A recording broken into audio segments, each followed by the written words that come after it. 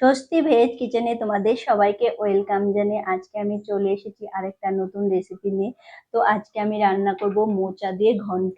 দেখতে পাচ্ছ এখানে একটা মোচা আছে, আর আমি মোচাটা কিন্তু কেটে নিয়েছি, তোমাদের দেখানোর জন্য একটা এনেছি। তো এটা আমি কেটে সিদ্ধ করে নিয়েছি। তো উপকরণ আমার কি কি লাগবে চলো তোমাদের বলে দিচ্ছি। তো এখানে আমি কাঁচা লঙ্কা কেটে রেখেছি।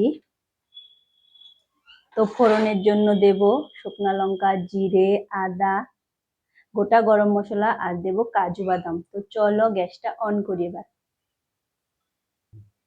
তো কড়াইটা কিন্তু গরম হয়ে গেছে, তো আমি তেল দিয়ে দিচ্ছি, পরিমাণ মতো তেল দিয়ে দিলাম।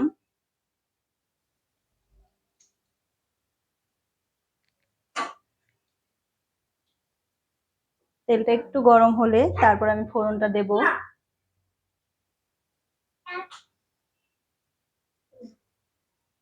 তো তেলটা কিন্তু গরম হয়ে গেছে, তো আমি ফোড়নে শুকনো লঙ্কাটা প্রথমে দিয়ে দিচ্ছি, দিয়ে দিলাম আদা, জিরে,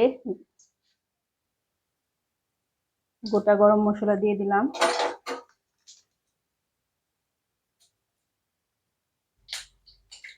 তো একটু ভাজি হবে। তো মশলাটা কিন্তু ভাজি হয়ে গেছে, তো এবার আমি মোচাটা দিয়ে দিচ্ছি।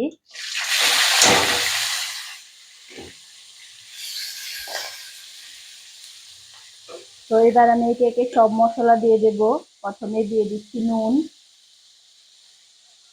তারপর দিয়ে দিচ্ছি হলুদ,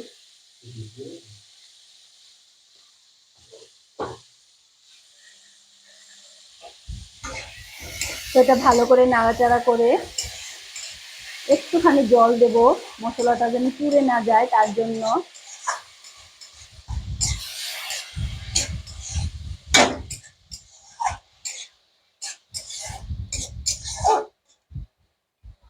তো একটু জল দিয়ে দেব, জল দিয়ে দিচ্ছি, একটু সময় ঢেকে দেব। তো এবার আমি ঢাকনাটা খুলে দেখি কেমন হয়েছে। তো দেখতে পাচ্ছ জলটা কিন্তু একেবারে শুকিয়ে গেছে, আর এটা তো আমি আগেই সিদ্ধ করে নিয়েছিলাম, আগে থেকে সিদ্ধ হয়ে আছে। তো এখন একটু ভাজি করব, গ্যাসটা কিন্তু একটু কমিয়ে কমিয়ে ভাজি করবো, তা নয় তো পুড়ে যাবে।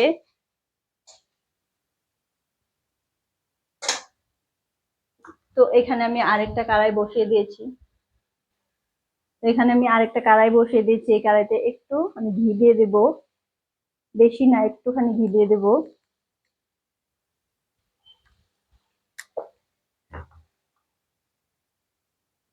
আর এই ঘিয়ের মধ্যে কাজু বাদাম দিয়ে দিচ্ছি। কাজু বাদামটা ভালো করে ভেজে তারপর আমি মোচার ঘন্টে দিয়ে দেব। একটু লাল লাল করে ভাজি করব। এই কাজু বাদামটা মুখে পড়লে খেতে কিন্তু অনেকটা ভালো লাগে মোচার ঘন্ট। তোমরা তো অনেক ভাবে মোচার ঘন্ট খেয়েছো, এইভাবে একবার বাড়িতে রান্না করে খাবে, ভীষণই ভালো লাগে।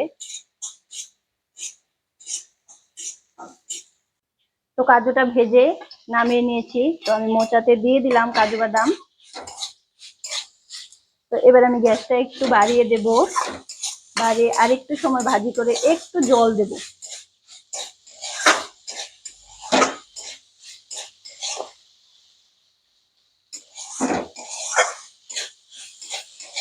এটা কিন্তু ভাজি করা হয়ে গেছে, এবার আমি একটু জল দিয়ে দেব।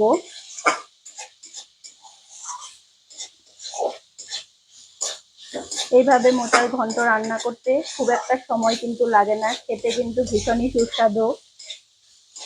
তোমরা একবার হলো বাড়িতে এইভাবে ট্রাই করবে। তো দেখতে পাচ্ছ ভাজিটা হয়ে গেছে, এবার আমি একটুখানি গরম জল দিয়ে দেব।